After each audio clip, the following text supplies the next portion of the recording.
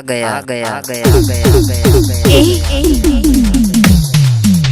ये और भोजपुरी धमाकेदार गाना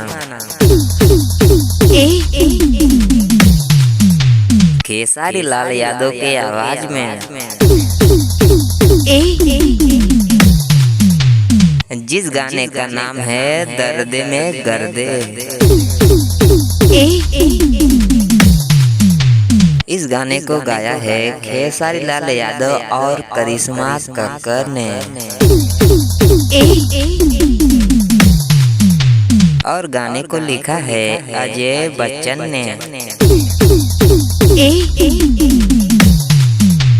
और म्यूजिक से सजाया है आर्या शर्मा ने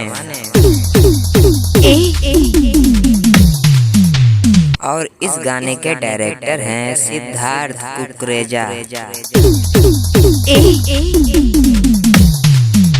और दोस्तों आप लोग को बता दूं कि इस गाने में खेसारी लाल यादव के साथ नजर आने वाली हैं नीलम गिरी। अब दोस्तों हम जान लेते हैं आखिर ये गाना रिलीज कब होगा।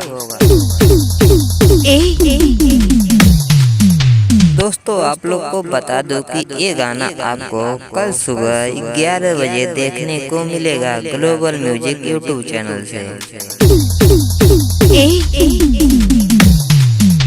तो दोस्तों देखना ना भूलें कल सुबह 11 बजे दर्द में गर्दे।